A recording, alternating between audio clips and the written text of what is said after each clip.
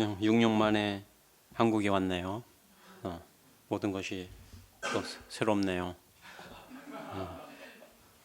제가 어제 조카, 아주 아끼는 조카 결혼식이 있었어요. 그래가지고 아주 30분 만에 아주 일사불란하게 결혼식이 이루어지더라고요.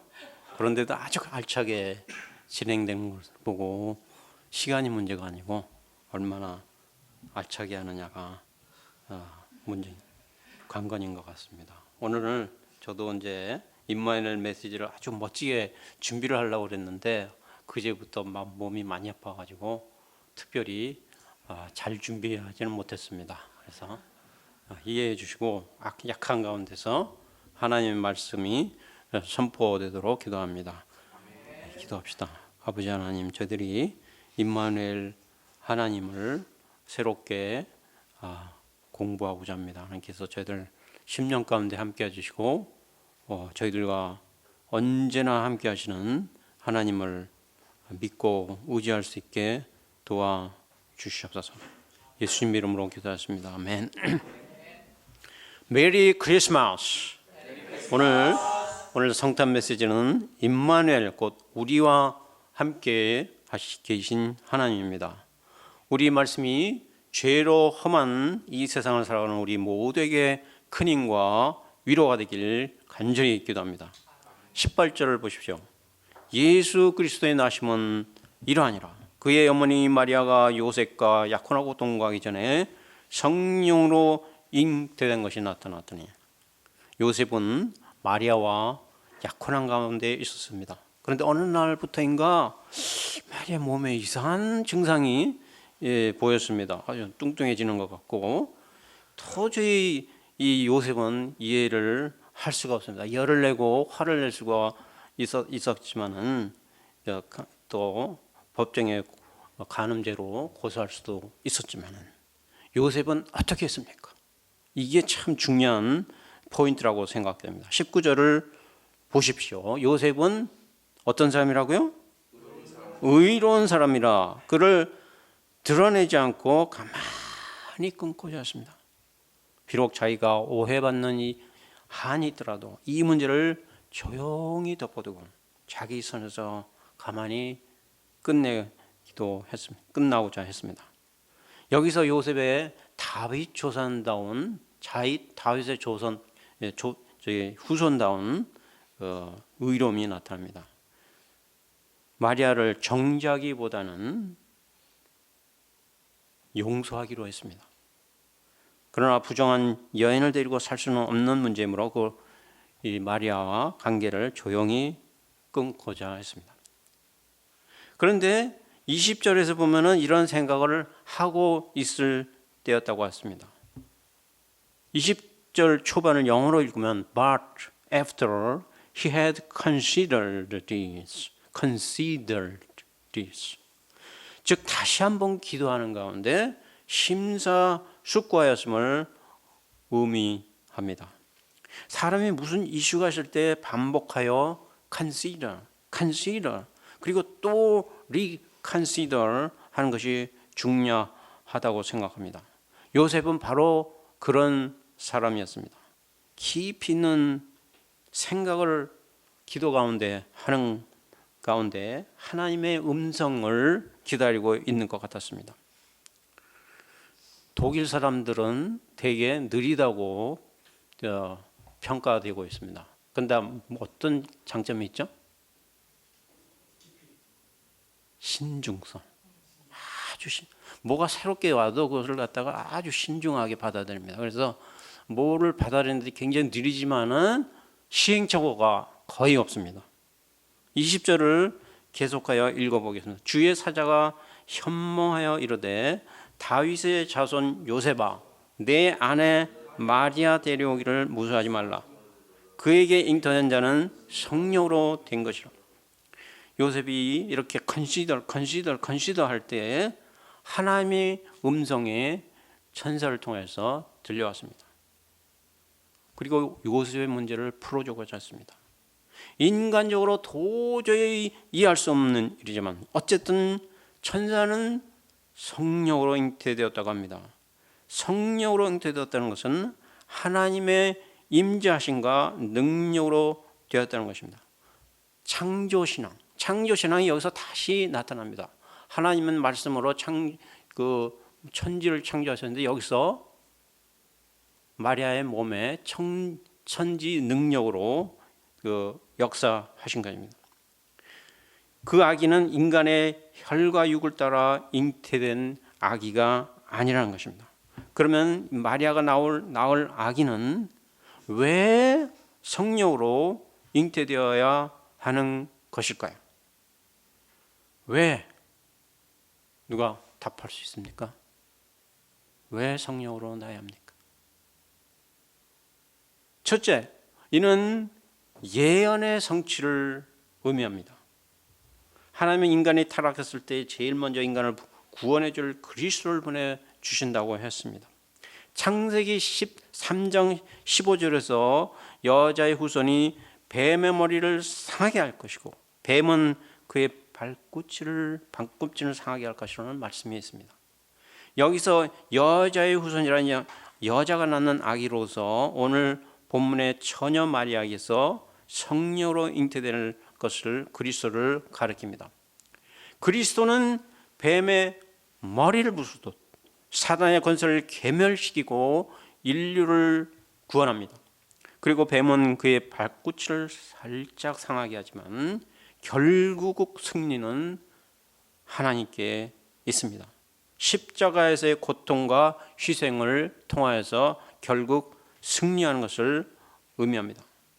하나님은 다윗에게 내 후손에서 그리스도가 나올 것이라는 약속을 해 주셨습니다. 그래서 천사는 요셉을 부를 때 다윗의 자손 요셉아 하고 부른 것입니다. 여기서 다윗의 자손하고 부르는 것은 그리스도가 오기로 약속된 그 가문을 의미합니다.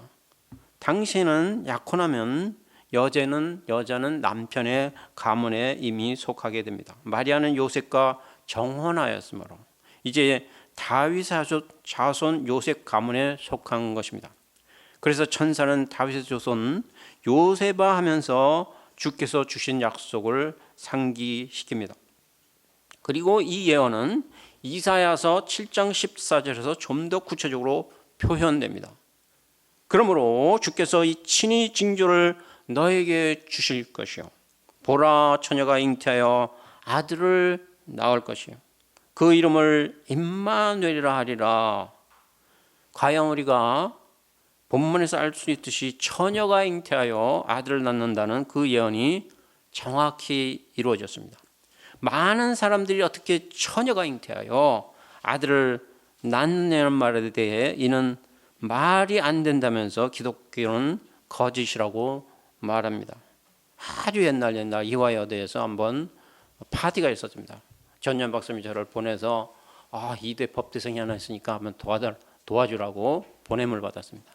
근데 그 자매님은 이거 처녀의 잉태 도저히 납득할 수 없다고 그렇게 말을 하였습니다. 그래서 믿어야 된다 그러고 말씀을 주고 왔습니다. 둘째, 처녀의 성령 잉태는 인류 구원 역사를 이루시는 하나님의 지혜입니다. 그런데 예수님은 온전한 사람으로 태어나셨지만 성령으로 잉태되시어 인간의 죄를 이어받지 않으셨습니다. 성령으로 잉태되신 예수님은 거룩하신 하나님이십니다. 그러므로 예수님은 사람과 하나님 사이에 온전한 중보자가 되십니다. 하나님은 거룩하신 분이시고 우리 인간은 죄인이기 때문에 그 사이에 건널 수 없는 죄의 심연이 있습니다. 그래서 하나님과 인간 사이에 관계성이 회복되려면 반드시 중보자가 필요합니다. 중보자는 완전한 하나님인 동시에 완전한 인간이 되어 양쪽을 온전히 알아야 합니다. 그런데 예수님은 성령으로 잉태되어 마리아에게 나심으로써 온전한 하나님이 되시고 온전한 인간이 되셨습니다. 이로써 하나님은 예수님 안에서 인간을 만나시고 인간은 하나님을 만나고 알게 되었습니다. 이 예수님을 통해서 하나님과 인간이 만나고 화목하게 되었습니다.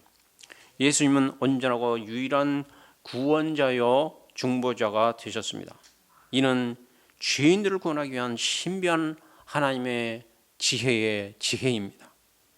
그러면 이 예수님이 이 땅에 오셔서 이루실 구체적인 일이 무엇입니까? 21절을 같이 읽어봅시다.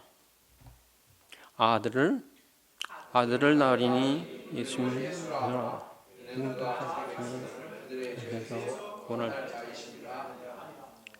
천사가 지어진 이름 예수는 구원자라는 뜻입니다. 예수님은 구원자이십니다. 이 예수님이 이 땅에 오신 목적이 무엇입니까? 21절 B를 볼 때 다시 보십시오. 그가 자기 백성을 그들의 죄에서 구원할 자이심이라. 자기 백성이라는 말을 보면 예수님은 자기 백성의 왕입니다.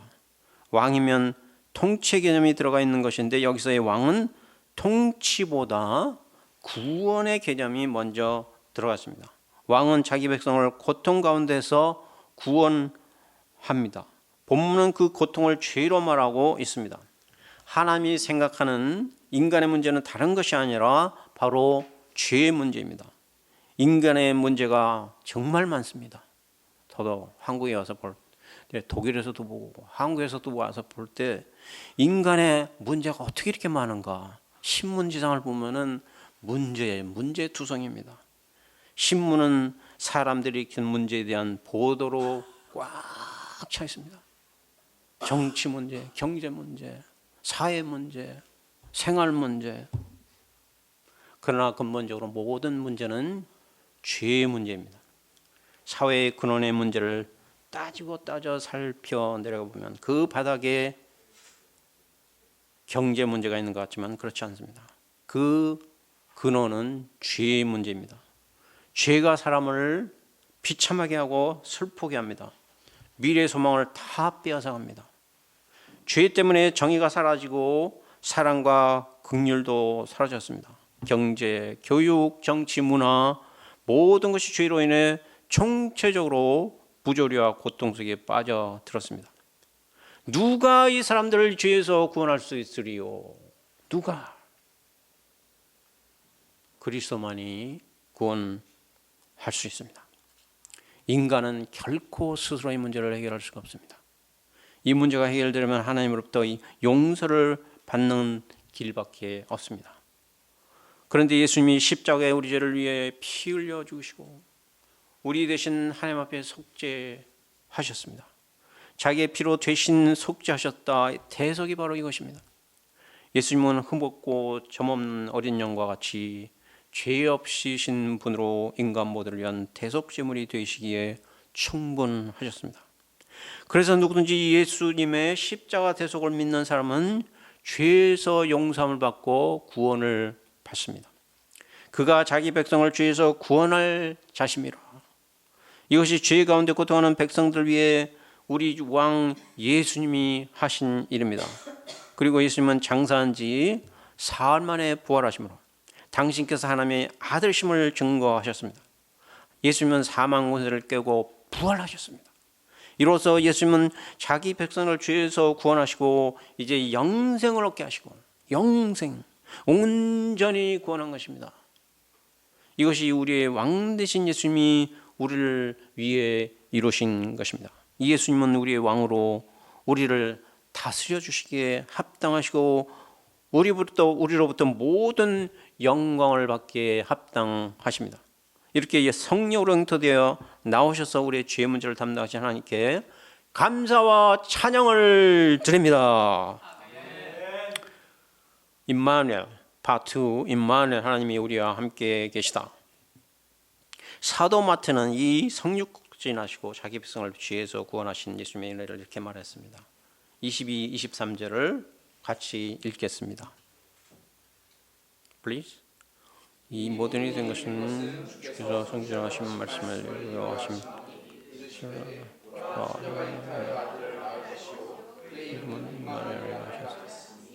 이를 번역한지 하나님이 우리 함께 하시나. 임마누엘은 함께하다.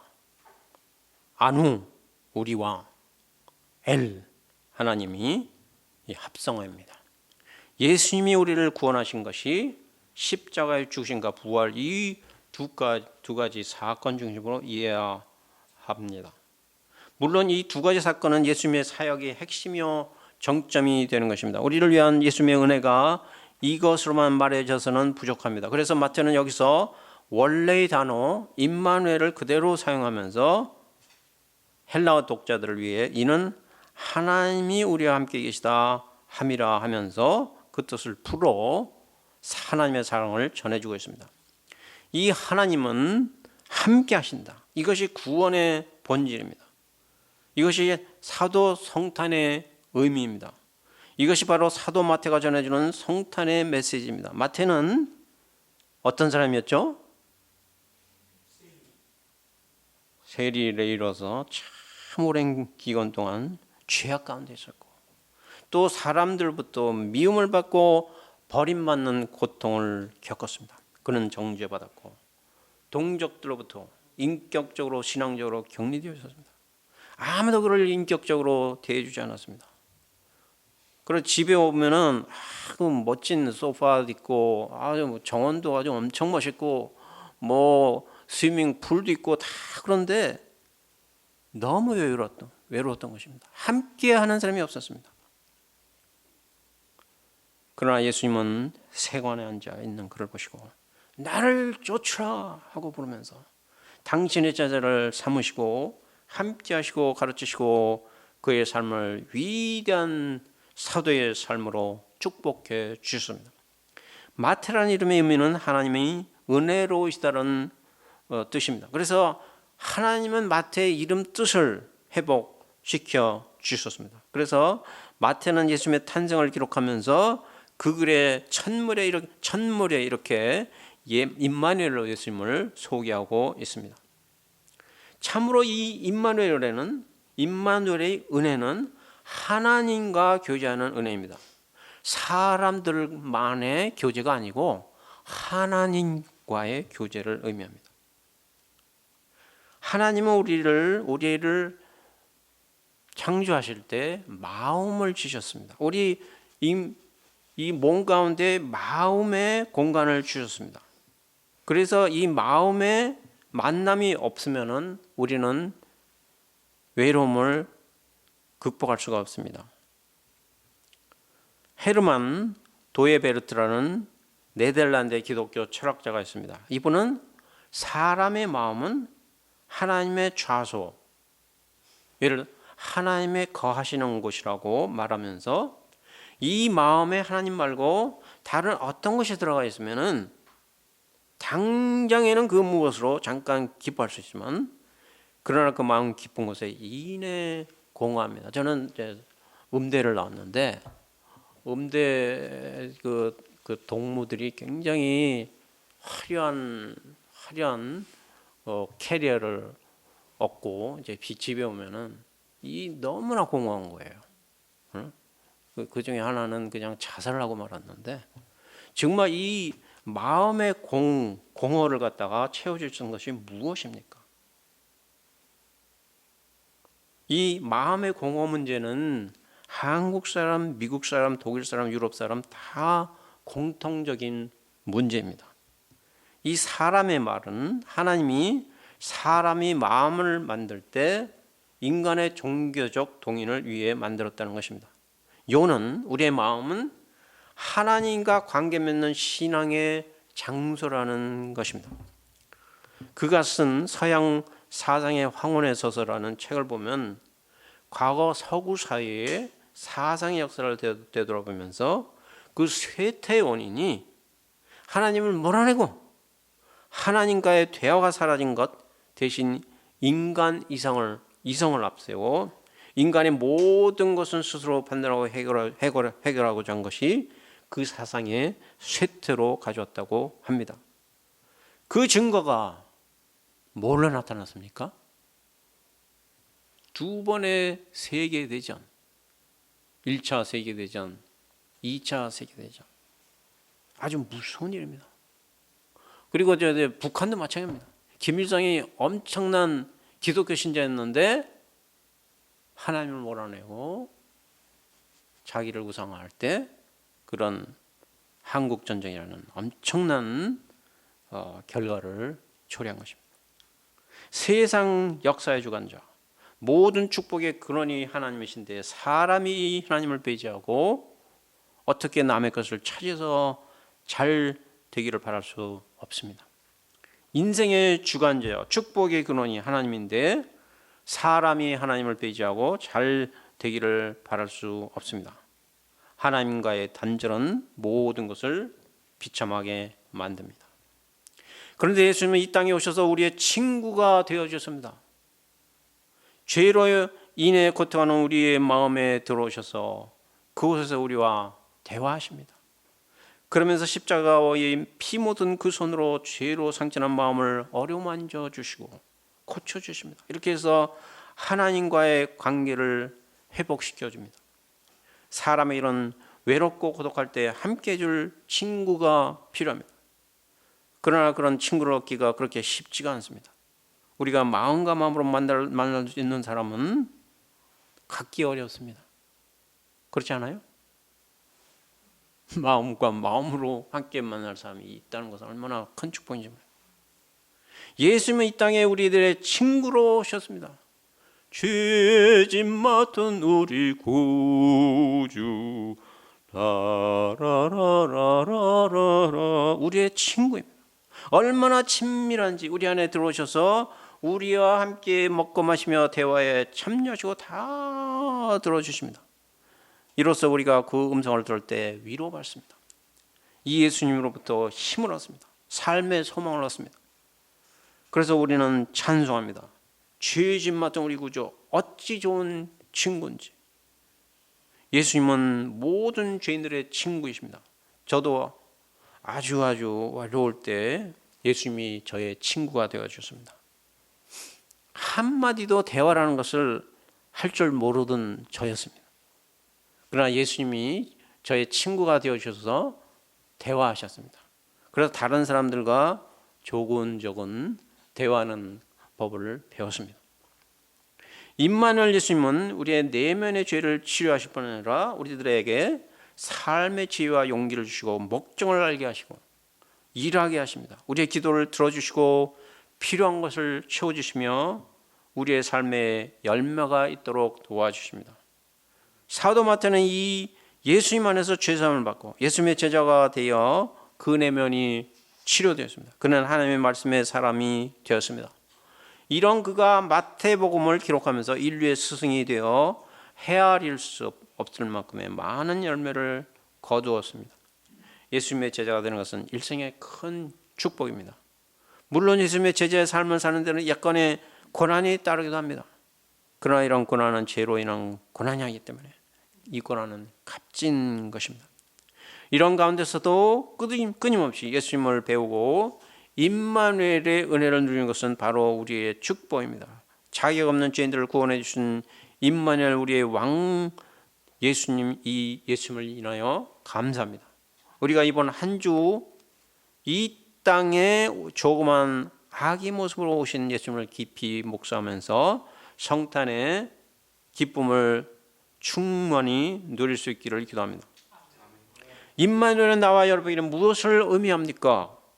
독일의 선교사로 온 박사라 선교사는 부모가 양치고 사업하고 나가 계실 때 언니 해피마리아와 있는 시간이 지옥 같다 했습니다. 그러니까 인간과 인간의 함께하는 것이 어떨 때는 지옥 같습니다. 그리고 가장 어려운 관계가 국가 관계가 바로 옆에 있는 국가와의 관계가 가장 어렵습니다. 우리도 예수님 없이 함께 사는 스트레스 엄청 크죠? 네? 부인과 또 남편과 함께 사는 것이 얼마나 스트레스인지 모릅니다. 저도 마찬가지였습니다. 그러나 하나님이 그리스도의 피로 사신 우리 공동체와 함께 할 때 우리는 행복 바이러스를 서로 퍼뜨릴 수 있습니다. 그 권선복이라는 분이 쓴 책을 한번 쭉 읽어봤는데 이 행복 바이러스라는 게 어디서 오느냐 그걸 갖다가 쭉 썼더라고요. 유럽 수양회 위에 기도 부탁드립니다. 개인주의가 팽배한 유럽에서 그리스도 안에서 이루어진 공동체가 한마음이 되어 길 대신 예수님 주제로 8월 1일부터 4일까지 체코 프라하에서 말씀의 향연을 갖고자 합니다. 우리는 하나님의 기쁜 임재를 세계 각곳에서 참석한 공동체 지체들과 또는 참된 길을 찾는 영혼들과 체험하고자 합니다. 왜냐하면 주제가 The Way거든요. The Way. 유럽 젊은이들의 설문지사를 하였는데 전쟁과 코로나로 지친 영혼들이 두 가지를 소원한다고 나타났습니다. 첫째는 예수님이 얼마나 아름다운 분인가를 알기를 원하더라고요. 얼마나 아름다운 분이신가. 그런 관점에서 한번 성경을 쭉 읽어보면 좋은 것 같아요. 참된 아름다움을 예수님의 삶과 말씀에서 찾고자 한다고 하였습니다. 둘째는 말씀의 깊이를 체험하고자 한다고 하였습니다. 실로 우리는 여기 독일에 한국에 오니까 빨리빨리라는 말이 여기서 들리더라고요. 빨리빨리 새로운 것을 찾아 나서고 빠를수록 좋다고 여깁니다. 그러나 실은 그렇지 않습니다. 한 가지 우물을 디깅 깊이 파는 체험을 말씀 가운데서 체험할 수 있습니다. 이것이 임마누엘의 아름답고 기쁜 체험이라고 생각합니다. 주께서 저와 여러분 각자에게 이런 체험을 주시기를 기도합니다. 오늘도 SNS가 왔는데 제가 돕고 있는 그 남수단의 엠마누엘이라는 형제가 있습니다. 지금은 문제가 투성이인데 지금은 또 다리가 아프다고 호소가 왔더라고요. 그래서 참으로 이런 형제하고 함께하는 것이 얼마나 쉽지 않은지 모릅니다. 그러나 그리스도의 사랑 안에서 이 일을 같이 감당하고 한 불쌍한 영혼을 돕는 저희들이 되기를 간절히 기도합니다. 기도하겠습니다. 아버지 하나님, 저희들 가운데 임마누엘 하나님이 되신 것을 감사합니다. 저희들이 인간이 인간과 함께할 때 얼마나 스트레스가 많고 참 바이러스가 되는지 모릅니다. 그러나 하나님이 중심이 되는 그 교제가 이루어질 때, 만남이 이루어질 때 우리는 진정으로 서로 같이 대화하고 또 하나님을 같이 찾는 경배하는 저희가 되는 것을 믿습니다. 아버지 하나님께서 이제 그 관악 7부 역사를 축복하시고 더 참된 만남이 있는 모임으로서 축복하여 주시옵소서. 이 모든 것을 감사하고 예수 그리스도 이름으로 기도하였습니다. 아멘.